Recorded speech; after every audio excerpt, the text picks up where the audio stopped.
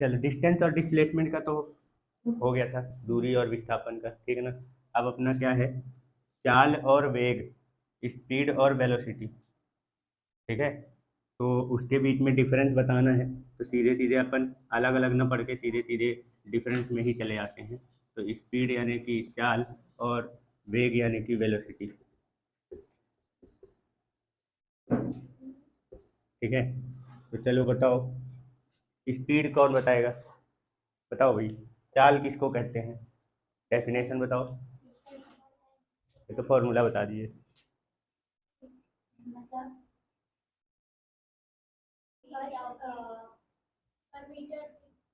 किसी मतलब किसी दूरी को जिस मतलब गति से नाप रहे हैं उसकी मतलब स्पीड, जिस स्पीड से नाप पर टाइम में जितना वो डिस्टेंस कवर कर रहा हो।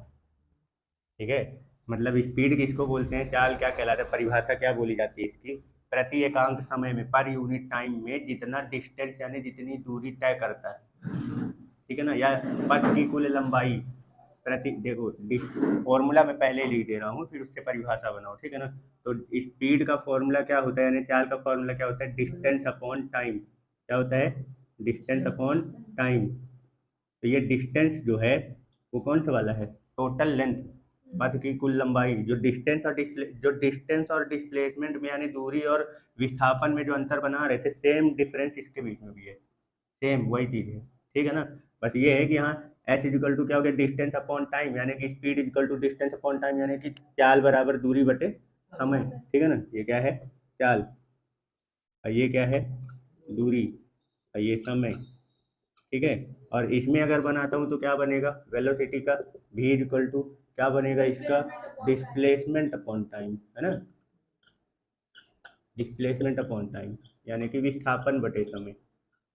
ये तो जो डिस्टेंस और डिस्प्लेसमेंट का जो डेफिनेशन बनाए थे, उसी के फॉर्म में तुम्हें इसका स्पीड और वेग, चाल और वेग का भी बनाना है, स्पीड और वेलोसिटी का। तो डिस्टेंस अपन लोग क्या बोलते थे, ऑब्जेक्ट द्वारा तय की गई कुल पथ की लंबाई, टोटल पथ का लेंथ। तो पर यूनिट टाइम में तय की गई पथ की कुल लंबाई, प्रति एकांक समय में तय की गई पथ की कुल लंबाई जो होती है वो क्या कहलाती है, स्पीड, चाल। पर यूनिट टाइम में कवर किया गया टोटल डिस्टेंस की, मतलब सॉरी टोटल पथ की जो लेंथ होगी वही क्या कहलाएगी, स्पीड। और डिस्प्लेसमेंट क्या बोलते थे, किसी एक पर्टिकुलर सर्टेन डायरेक्शन में तय की गई डिस्टेंस। तो पर यूनिट टाइम में किसी निश्चित दिशा में तय की गई दूरी क्या कहलाती है, वेलोसिटी, वेग। समझ में आया। बस यहाँ पे पर यूनिट टाइम अलग गया, बाकी डेफिनेशन पूरा डिस्टेंस और डिस्प्लेसमेंट का चल रहा है। उसको टाइम से अपन डिवाइड कर देते हैं तो वो स्पीड और ये वेलोसिटी बन जाता है, ठीक है। तो क्या लिखोगे, पर यूनिट टाइम में यानी पर प्रति एकांक समय में कवर किया गया या तय किया गया टोटल पथ की लेंथ यानी लंबाई क्या कहलाती है, स्पीड। प्रति एकांक समय में तय की गई कुल पथ की लंबाई को क्या बोलते हैं, चाल। और इसको बोलोगे तो इसको से किसी एक निश्चित दिशा में, तो पहले पर यूनिट टाइम यानी प्रति एकांक समय में, पर यूनिट टाइम यानी कि प्रति एकांक समय में किसी एक सर्टेन डायरेक्शन यानी किसी एक निश्चित दिशा में, किसी एक निश्चित दिशा में तय की गई या कवर की गई दूरी यानी कि डिस्टेंस को क्या बोलते हैं,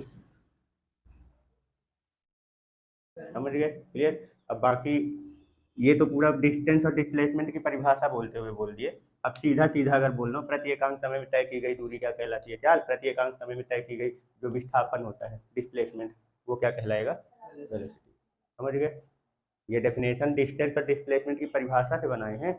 बाकी सीधा सीधा बोलना हो तो प्रति एकांक समय यानी पर यूनिट टाइम में कवर किया गया डिस्टेंस क्या कहलाता है, स्पीड, तय की गई दूरी। अब प्रति एकांक समय में तय किया गया डिस्प्लेसमेंट, पर यूनिट टाइम में कवर किया गया डिस्प्लेसमेंट क्या कहलाता है, वेलोसिटी।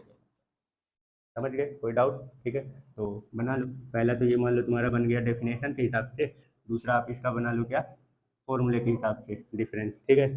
चलो अब जरा ये बताओ, स्पीड और वेलोसिटी के बीच में और क्या क्या डिफरेंस, दोनों में बताओ कौन। हाँ, तो जो चाल और वेग है, तो स्पीड जो होता है देखो डिस्टेंस अपॉन टाइम है, समय तो स्केलर ही है, उसमें तो कोई वेक्टर का खेल ही नहीं है। डिस्टेंस यानी इसका स्केलर और वेक्टर क्वांटिटी किस पर डिपेंड करेगा, डिस्टेंस और डिस्प्लेसमेंट पर। तो डिस्टेंस कैसी क्वांटिटी है, स्केलर अदिश राशि है, और डिस्प्लेसमेंट यानी कि वेग विस्थापन कैसी राशि है, वेक्टर। तो इसके हिसाब से स्पीड यानी चाल जो होगी वो कैसी क्वांटिटी हो जाएगी, स्केलर हो जाएगी। स्केलर क्वांटिटी यानी कि अदिश राशि, और ये जो वेलोसिटी है ये कैसी राशि हो जाएगी, सदिश राशि हो जाएगी, यानी कि वेक्टर क्वांटिटी। क्लियर हो गया, ठीक है। चलो चलो नेक्स्ट डिफरेंस बताओ। दो डिफरेंस तो बना लिए, क्या एक, तीन डिफरेंस बना लिए। एक डेफिनेशन के बेस पे, परिभाषा के आधार पे, एक उसके फॉर्मूले के बेस पे, और दूसरा क्वांटिटी के बेस पे। नेक्स्ट डिफरेंस बताओ, क्या बताओगे। डिस्टेंस और डिस्प्लेसमेंट में जो डिफरेंस पढ़े थे ना, पूरे डिफरेंस वही इसके भी हैं। क्या क्या पढ़े थे डिस्टेंस और डिस्प्लेसमेंट में, दूरी और विस्थापन में क्या डिफरेंस पढ़े थे। डिस्टेंस और डिस्प्लेसमेंट में कौन छोटा बड़ा होता है, ये बताओ। वेलोसिटी स्पीड से छोटी होगी, और स्पीड और वेलोसिटी बराबर होगी, और कभी भी वेलोसिटी स्पीड से ज्यादा नहीं होगी। ठीक है ना, देखो जैसे स्पीड का जो फॉर्मूला लिखे हो, speed equal to distance upon time, है ना, चाल बराबर दूरी बटे समय। अब वेलोसिटी इक्वल टू क्या लिखे हो, डिस्प्लेसमेंट अपॉन टाइम, है ना।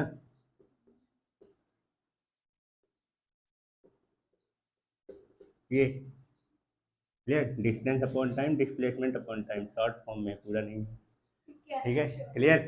तो डिस्टेंस और डिस्प्लेसमेंट में अगर जो पढ़े थे, तो डिस्टेंस यानी कि दूरी, और डिस्प्लेसमेंट में दूरी जो होती है वो डिस्प्लेसमेंट से हमेशा क्या होती है, बड़ी होती है। ठीक है ना, दूरी जो होती है वो डिस्टेंस डिस्प्लेसमेंट से क्या होती है, हमेशा बड़ी।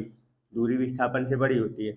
या फिर अगर दो एक ही डायरेक्शन में जा रहा है ऑब्जेक्ट, एक ही डायरेक्शन में, अपना डायरेक्शन अगर चेंज नहीं कर रहा है, तो डिस्टेंस और डिस्प्लेसमेंट दोनों आपस में क्या हो जाएंगे, इक्वल हो जाएंगे। ठीक है ना।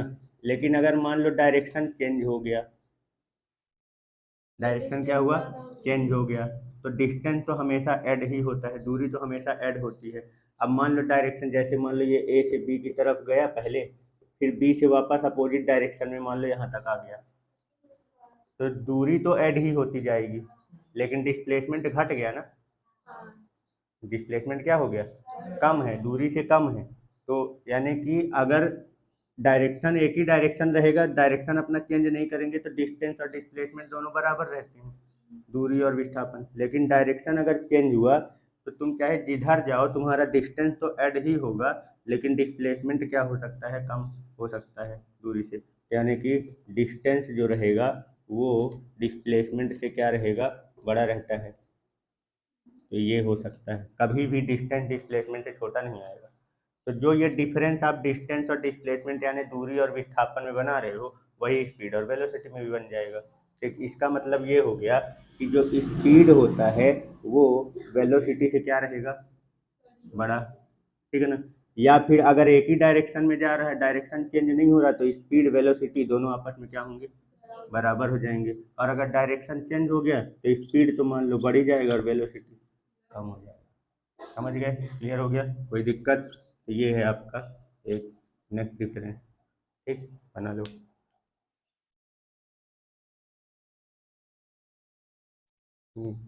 नेक्स्ट डिफरेंस इसका, अच्छा ये दोनों, ये वेक्टर क्वांटिटी है और ये क्या है, स्केलर क्वांटिटी है। तो साइन का हिसाब से बताओ कि किसका क्या कैसा होगा, और थोड़ा सा वो बताना, मतलब प्रूफ के साथ दिखाना कि कैसा साइन किसका क्या कैसा होगा। हाँ, चिन्ह, निगेटिव पॉजिटिव, जीरो, धनात्मक ऋणात्मक, शून्य। हाँ, तो स्पीड जो है वो जीरो हो सकती है, स्पीड जीरो हो सकती है, ये जीरो भी हो सकती है, कब, जब ये रेस्ट में हो। हाँ, जब क्या हो, रेस्ट में हो, यानी कि रुका हुआ हो, चले ही ना। हाँ, और पॉजिटिव भी हो सकती है, और ये पॉजिटिव होगी, यानी कि धनात्मक। धनात्मक क्यों होगी, क्योंकि ये इसकी डिस्टेंस जो है वो ऐड होती रहती है। ठीक है ना। चाहे वो पीछे आ, डिस्टेंस, चाहे आगे। जो डिस्टेंस है आपका, यानी कि जो दूरी है, ये खुद क्या होती है, पॉजिटिव होती है। ये हमेशा क्या होती रहती है, ऐड होती है। इसको डायरेक्शन से तो कोई मतलब है नहीं, है ना। तो तुम चाहे जिधर भी जाओ, तुम्हारा डिस्टेंस क्या होता रहता है, हमेशा ऐड होता रहता है। उसको, जिसको डायरेक्शन से मतलब नहीं है, तो वो हमेशा उसकी वैल्यू कहाँ में आएगी, प्लस में। ठीक है। तो स्पीड इक्वल टू होता है डिस्टेंस अपॉन टाइम, जिसके फॉर्मूले में है डिस्टेंस, और डिस्टेंस होता है पॉजिटिव, इसलिए स्पीड भी कैसा हो जाएगा, पॉजिटिव, धनात्मक। ठीक है ना। अब वेलोसिटी की अगर बात करें तो, वो जीरो भी हो सकता है, पॉजिटिव भी हो सकता हाँ, है। जीरो कब होगा वेलोसिटी, बताओ। जब वो क्या कहते हैं, जब उसका डिस्प्लेसमेंट जीरो हो जाए। और हाँ डिस्प्लेसमेंट कब जीरो होगा, जब वो जब अपनी अवस्था में वापस आ जाए, चल फिर के। ऐसे नहीं बोलते सुबह का भटका शाम को वापस आ जाए, तो उसका डिस्प्लेसमेंट जीरो हो जाता है। समझ गए। ठीक है। तो ये डिस्प्लेसमेंट, यानी जिसका डिस्प्लेसमेंट क्या हो जाए, जीरो। जीरो। तो डिस्प्लेसमेंट जीरो होगा तो उसका वेलोसिटी भी क्या हो जाएगा, जीरो। और डिस्प्लेसमेंट कब जीरो होता है, जब इनिशियल पॉइंट, यानी कि उसकी प्रारंभिक बिंदु जहाँ से चला था, और उसका फाइनल पॉइंट, यानी कि अंतिम बिंदु जहाँ पे लास्ट में आ गया है, वो दोनों क्या हो, सेम, एक ही हो, तो वो क्या हो जाएगा, जीरो। ठीक है ना। और बताओ। पॉजिटिव हो सकता है, पॉजिटिव, पॉजिटिव कब होगा, जब वो एक ही डायरेक्शन में जाए। ठीक है ना। जब ये पॉजिटिव क्या रहेगा, सेम डायरेक्शन में जाता रहेगा, तो इसका कैसा आएगा, पॉजिटिव। ठीक है ना, क्लियर। और निगेटिव कब होगा, जब वो हाँ अपोजिट डायरेक्शन में आ जाए, जब वो Opposite अपोजिट direction डायरेक्शन में चलने लगे। डायरेक्शन चेंज करने पर से निगेटिव नहीं होता है। और जितना चला था वो वापस अपने पुरानी अवस्था में आके फिर अपोजिट डायरेक्शन में जाए। जैसे मान लो ये है, पॉइंट ए है, और ये पहले यहाँ बी तक गया, ठीक है ना। तो ए से बी की तरफ जा रहा है ये मान लो 2 मीटर की दूरी पर है, ठीक है ना। ये ए से बी तक गया, अब वो बी से वापस आने लग गया, तो बी से वापस ए तक आ गया। तो पहले तो ए से बी की तरफ गया, एक ही डायरेक्शन में जा रहा था, तो प्लस में चल रहा है। अब डायरेक्शन वो अपना चेंज कर रहा है, जैसे ही अपोजिट में आए, तो पहले जहाँ प्रारंभिक बिंदु तक आए तो डिस्प्लेसमेंट हो गया जीरो, लेकिन अभी रुक नहीं रहा है, वो जिस डायरेक्शन में पहले गया था जस्ट उसके अपोजिट डायरेक्शन में भी और चल रहा है। समझ गए। तो उधर गया दो, फिर वापस लौटा तो जीरो हुआ, ए तक आने में जीरो हो गया डिस्प्लेसमेंट, विस्थापन। अब फिर और पीछे जाएगा तो अब माइनस में होने लगेगा। जैसे इसको ये एक्सिस से नोट कर लो, जैसे ये एक्स एक्सिस और ये वाई एक्सिस है, तो जब तक आप इधर एक्स एक्सिस के प्लस डायरेक्शन में जाते रहोगे तो वो पॉजिटिव आएगा, फिर जैसे वापस आओगे यहाँ तक आए तो जीरो हो गया, फिर पीछे डायरेक्शन में चले गए तो इधर वाली वैल्यू निगेटिव में आने लग जाएगी। समझ गए, क्लियर हो गया। तो यानी कि जब वो डायरेक्शन उसका कैसा हो, अपोजिट हो, विपरीत दिशा में, अपोजिट डायरेक्शन में जब जाएगा तब। ठीक है, विपरीत दिशा। डायरेक्शन चेंज होने का मतलब वो डिस्प्लेसमेंट है ही नहीं। कोई डाउट, समझ गए ना। तो स्पीड जो है वो जीरो और पॉजिटिव दोनों, हालांकि स्पीड ये बताया जाता है हमेशा पॉजिटिव होता है, बस ये कि अपने से बता रहे हैं कि अगर रेस्ट में है, चल ही नहीं रहा, तो भी वो भी रेस्ट में रहेगा तो उसका भी जीरो हो जाएगा। इसका दो केस आ सकता है, ये जब रेस्ट में रहेगा तब भी इसका वेलोसिटी क्या होगा, जीरो। और अगर ये अपनी जगह से चल के वापस अपनी जगह पे आ जाए तब भी उसका क्या हो जाएगा, जीरो। ठीक है। तो इसका दोनों दोनों दोनों केस में जीरो आ सकता है। ठीक, बाकी पॉजिटिव और निगेटिव, एक ही डायरेक्शन में जाता रहेगा तो पॉजिटिव, और अपोजिट डायरेक्शन में चला गया तो निगेटिव। ठीक है, कोई डाउट। चल, नेक्स्ट डिफरेंस, अगर हम इसके पथ के नेचर की अगर बात करें कि कौन पथ पर डिपेंड करता है, पथ के नेचर पर, मतलब इन दोनों में अगर पथ का नेचर जैसा देखा जाए, पथ देखा जाए, तो इसमें से कौन सा जो है वो पथ के नेचर पर डिपेंड करेगा, ये कि ये स्पीड पथ के नेचर पर, और डिस्प्लेसमेंट क्यों, क्योंकि उसको केवल इनिशियल और फाइनल पॉइंट से मतलब है। ठीक है ना। अब तुम उसको कहाँ से जा रहे हो, कैसे जा रहे हो, उससे कोई मतलब नहीं है, लेकिन ठीक है ना। लेकिन अगर पथ तुम चेंज किए तो डिस्टेंस जरूर चेंज हो जाएगा, है ना। तो स्पीड इक्वल टू क्या होता है, डिस्टेंस अपॉन टाइम, चाल बराबर दूरी बटे समय। और velocity equal to displacement upon time, वेग बराबर विस्थापन बटे समय। तो डिस्टेंस और डिस्प्लेसमेंट, दूरी और विस्थापन में पथ में कौन निर्भर करता है? डिस्टेंस। तो इसलिए स्पीड और वेलोसिटी में कौन डिपेंड करेगा? पथ के नेचर पर स्पीड। ठीक है ना, क्लियर। यानी कि इसका अगला पॉइंट बना सकते हो, ये पथ यानी कि पथ है न होता है, हाँ ठीक है, पथ के नेचर यानी कि प्रकृति पर ये क्या करता है? निर्भर करता है, ये डिपेंड करता है। ठीक है, और ये वाला जो है वो पथ के नेचर पर डिपेंड नहीं करता। क्लियर। चलो, तो ये तो थे इसके क्या डिफरेंस। ठीक, अब एक क्वेश्चन बना रहे हैं।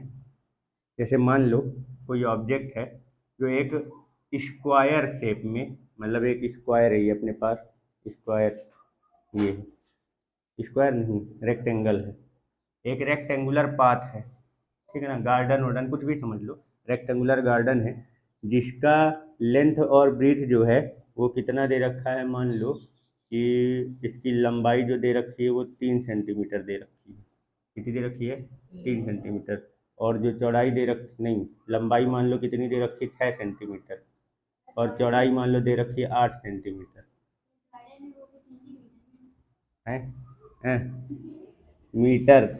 हाँ यार, गार्डन इतना छोटा। ठीक है, चलो। तो एक व्यक्ति है जो ए से, ये बी पॉइंट सी और डी, ए से सी तक जाता है। कहाँ तक जाता है?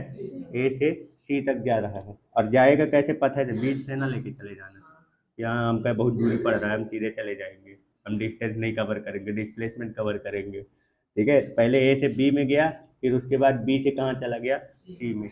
और इसको पूरा ए से सी तक जाने में कितना समय लगा? मान लो 3 मिनट का। कितने का लगा? 3 मिनट का।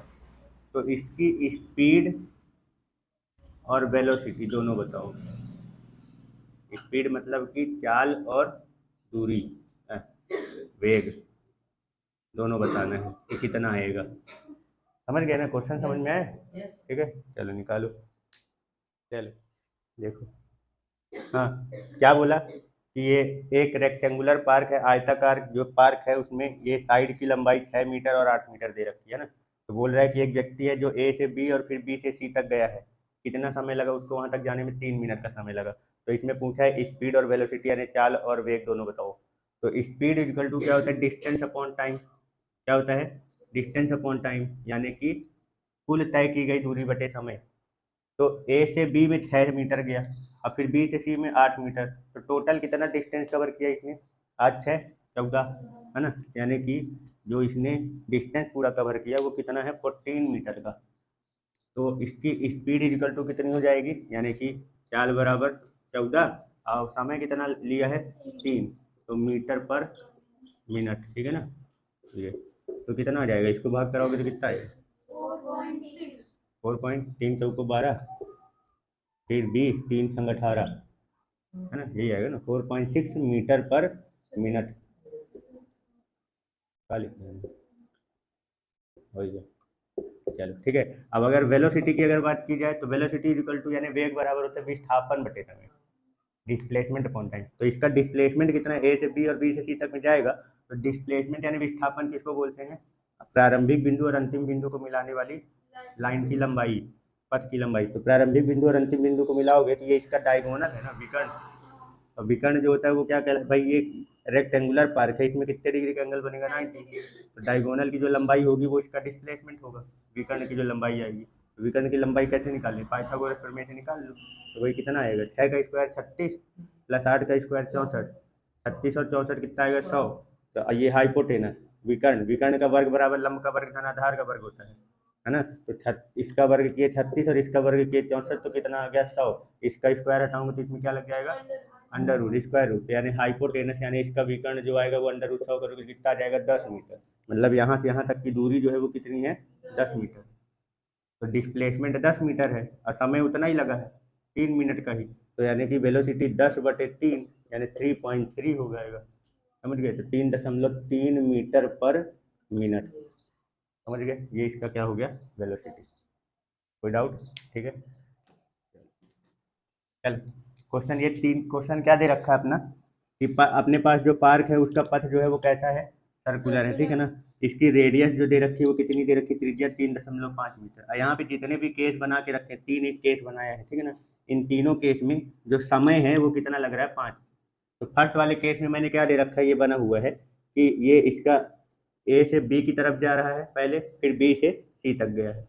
तो उसको ए से सी तक आने में इसकी स्पीड और वेलोसिटी दोनों बताना है, चाल और वेग दोनों बताना है ना। तो स्पीड इक्वल टू क्या होता है, टोटल डिस्टेंस अपॉन टाइम, है ना, कुल दूरी बटे समय। तो ये बताओ दूरी जैसा चल रहा है उसकी वो पथ को ऐड करना पड़ेगा। तो ये कहाँ आया, ए से बी में आया, तो ये क्या है, इसकी त्रिज्या है ना, रेडियस, तो 3.5 ये। फिर बी से कहाँ गया, सी में गया, तो ये भी क्या है, इसका रेडियस ही है। यानी टोटल पथ की लंबाई यानी डिस्टेंस जो आ गया, दूरी जो आ गई वो कितनी आ गई, 3.5 और 3.5, मतलब कितना हो गया, 7।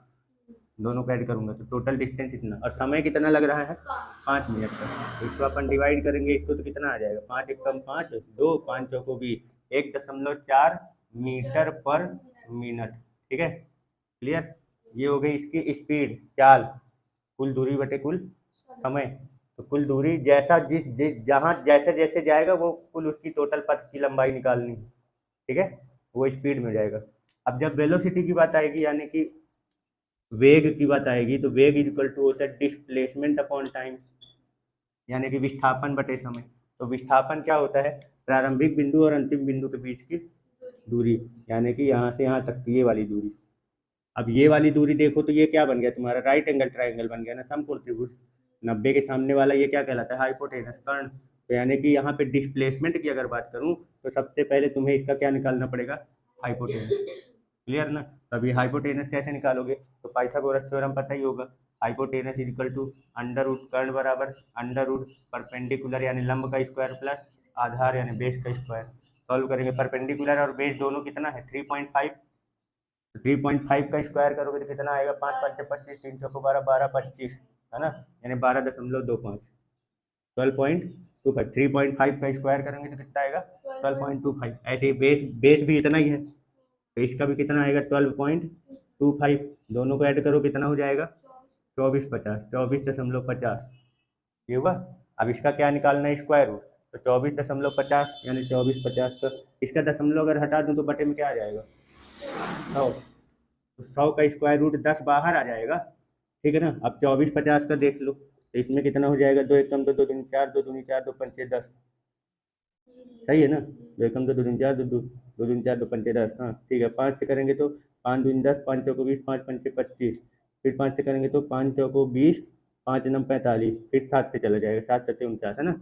अब फिर 7 एकम 7, तो 5 और 7 यानी 35 बाहर निकल आएगा, है ना, और 2 अंदर रहेगा। तो इसका 35 बाहर निकाल लो और अंडर रूट के अंदर 2 रखो, और ये बटे का 10 बाहर आ जाएगा स्क्वायर रूट। तो ये कितना हो जाएगा, 3.5। 35 को 10 से भाग कर दूंगे तो कितना हो जाएगा, 3.5। तो 3.5√2 क्या आ गया, डिस्प्लेसमेंट, यानी विस्थापन जो है वो यहाँ से यहाँ तक का कितना है, 3.5√2, ठीक है। तो इसका वेलोसिटी 3.5√2, और टाइम कितना लगा है पूरा, 5 मिनट का। तो 5 से डिवाइड करूंगा तो 3.5 को 5 से भाग करेंगे तो 0.7√2 मीटर पर मिनट, ये लग गया। ये क्या आ गया अपना वेलोसिटी, वेग, ठीक है ना। तो स्पीड है 1.4 मीटर पर मिनट, लेकिन वेलोसिटी कितना है, 0.7√2 मीटर पर मिनट। समझ गए, क्लियर हो गया। ये तो हो गया फर्स्ट वाले केस की कहानी, ठीक है। इसी तरीके से सेकंड वाले केस का सोचो। सेकंड वाले में क्या बोला गया है, ए से बी गया, फिर बी से सी, फिर सी से ए में ऐसे आया, सर्कुलर पथ में आया, ठीक है ना। तो इसमें बताना है कि ए से वापस यहाँ अपने यहाँ तक आया है, ए से गया और वापस ए में आ गया, इसका डिस्टेंस और सॉरी स्पीड और वेलोसिटी यानी चाल और वेग दोनों निकालना है, ठीक है। तो वेलोसिटी तो मान लो यहीं पे बताए दे रहे हैं, ठीक है ना। इसका डिस्प्लेसमेंट कितना है भाई, अगर कोई ऑब्जेक्ट अपनी जगह से चल के वापस अपनी जगह पे आ जाता है, जिसका प्रारंभिक बिंदु और अंतिम बिंदु सेम हो, तो उसका डिस्प्लेसमेंट यानी कि विस्थापन जो होता है वो कितना हो जाता है, 0। तो जब विस्थापन 0 हो गया तो वेलोसिटी यानी वेग जो होगा वो भी क्या हो जाएगा, 0, क्योंकि वेग वेलोसिटी होता है डिस्प्लेसमेंट अपॉन टाइम, और डिस्प्लेसमेंट यानी कि आपका विस्थापन 0 है, बटे में समय कितना भी लग रहा हो, चाहे 5 मिनट का है, तो इसका क्या हो जाएगा, ठीक है ना। बस अब बात क्या है, स्पीड की अगर बात करें तो स्पीड के लिए तुमको क्या करना पड़ेगा, ये पूरा निकालना है। ठीक है, समझ गए। तो चलो, स्पीड को निकालने के लिए पहले अपने को पूरी दूरी निकालनी पड़ेगी ना। तो डिस्टेंस कैसे निकालोगे, देखो पहले ए से बी में गया, 3.5 तो ए से बी तक की दूरी कितनी है 3.5। फिर बी से सी में गया, तो बी से सी तक की दूरी भी कितनी है 3.5। अब ये जो ये सर्कुलर वाला चल रहा है, जो ये सी से ए तक जो गया है, तो एक्चुअली में ये वाली जो दूरी है ना, ये पूरे सर्किल का 1/4 है। ये 90 है ना पूरा। देखो जैसे अगर इसको अपन देखें, चाहे ये 4 भाग में डिवाइड हो रहा है ना, तो ये जो पूरी पथ की लंबाई होती है, जो पथ सर्कुलर पथ जो है कि इसका सरकमफियरेंस, सर्कल का ये सरकमफियरेंस कहलाएगा, परिधि। तो ये केवल पूरे परिधि का केवल 1/4 हिस्सा ही ना जा रहा है। जैसे ये देखो 4 पार्ट में डिवाइड हो गया, तो इसका हर एक हिस्सा 1/4 कहलाएगा। ठीक है, तो ए से बी में आपका 3.5 हो गया, और बी से सी तक में गया तो ये भी 3.5 हो गया, और सी से ए जो गया है, तो एक्चुअली में ये कैसा है, ये तो रेडियस वाले फॉर्म में, ये आर्क में आ गया है ना। ठीक है, ये कहीं में आ गया आपका चाप वाला हिस्सा, तो ये पूरे पथ का 1/4 है। तो पूरा पथ जो होता है वो होता है 2πr, और इसका 1/4 निकालोगे तो ये, यानी इसको काट दो दो, तो πr/2, पाई की वैल्यू 22/7, और रेडियस 3.5 डिवाइडेड बाई 2। इससे इसको काट दो 11, इससे इसको काट दो 0.5, है ना। अब फिर 11 से मल्टीप्लाई कर दूंगा तो 5.5 आएगा ना। 11 से इसको मल्टीप्लाई करें तो 5.5, मतलब इसकी वैल्यू कितनी आ गई यहाँ पे 5.5। तो टोटल डिस्टेंस कितना हो गया, 5 पे 5, 5 दूनी 10, 5 3 15, यानी कि 5 फिर 5 3 8 7 3 11, और 11 और 1 12, यानी 12.5 मीटर का डिस्टेंस। सही है ना। 5 5 10, 5 3 15 के 5 हासिल है, 5 3 8 7 3 11 और 1 12, तो 12.5 मीटर। ये दूरी के कितने समय में कवर हुआ है, 5 मिनट में। तो स्पीड इक्वल टू क्या निकल के आएगा भैया, बस इसका स्पीड निकालोगे यानी चाल निकालोगे, तो दूरी 12.5 और समय कितना लगा 5 मिनट का, भाग कर दूंगा तो 5 दूनी 10, 5 5 6 25, यानी कि 2.5। तो 2.5 मीटर पर मिनट का इसका स्पीड हो गया। समझ गए, कोई डाउट? ठीक है ना। तो लास्ट वाले का निकालो। चलो भाई थर्ड वाले केस का देखो, इसका स्पीड निकालना है तो पहले डिस्टेंस निकालो। क्या निकालना है, पहले डिस्टेंस निकालो। तो डिस्टेंस कैसे निकालोगे, पहले ए से बी तक गया है, ए से बी तक जाने में कितना दूरी भाई, ये डायमीटर हो गया ना, व्यास हो गया इसका 3.5, 3.5 कितना हो गया 7 मीटर। फिर बी से सी आया है आर्क में, है ना। तो बी से सी आर्क जो ये वाला जो निकाले थे आर्क में कितना आया था, मिटा दिए, 2.5 कितना आया था 5.5 5.5, पक्का ना, गलत ना करवा देना। ठीक है चलो, ये लो 5.5, यानी टोटल डिस्टेंस कितना हो जाएगा 7 5 12.5, है ना। ये अब इसका निकालोगे, क्या स्पीड निकालोगे तो डिस्टेंस अपॉन टाइम। तो डिस्टेंस कितना है 12.5, और समय कितना लग रहा 5 मिनट का, तो 5 दूनी 10 और 5 पंचे 25, 2.5 मीटर पर मिनट। ये हो गया इसकी स्पीड। ठीक है ना। अगर मान लो मीटर पर सेकंड में निकालना होगा तो फिर 60 से क्या कर देना, समझ गए ना। ठीक है, क्लियर। तो निकाल लेना। चलो अब वेलोसिटी की बात करते हैं। तो वेलोसिटी के लिए ये तो समझ गए, वेलोसिटी के लिए अपने को क्या चाहिए, डिस्प्लेसमेंट चाहिए। तो डिस्प्लेसमेंट मतलब फाइनल पॉइंट से, सॉरी इनिशियल पॉइंट से फाइनल पॉइंट के बीच का डिस्टेंस, ये यानी कि डिस्प्लेसमेंट ए से सी यहाँ तक है। तो ये कैसे निकालोगे, तो ये देखो, ये तुम यहाँ से ये वाले लाइन ड्रॉ करके ये इमेजिन कर लो, इसमें कितने डिग्री, ये कितने डिग्री का बनेगा यहाँ पे 9। तो ये 3.5 और ये 3.5, तो ये उसका हाइपोटेनस बन जाएगा ना, कर्ण। तो इसके कर्ण की लंबाई निकालोगे, वही इसका डिस्प्लेसमेंट कहलाएगा।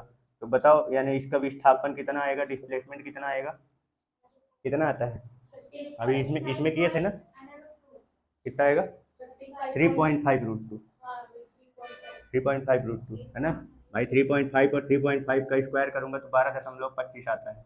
12.25 इसका भी, 12.25 इसका भी, 24.25, दशमलव हटाए तो बटे में 100, 100 का 10 बाहर निकल गया, 24 25 का 35 बाहर निकाल लिए थे, 35 बाहर निकला था ना। हाँ, और 2 अंदर बच गया था। हाँ ठीक है, तो कितना हो गया 35/10 की, तो 3.5, 3.5√2।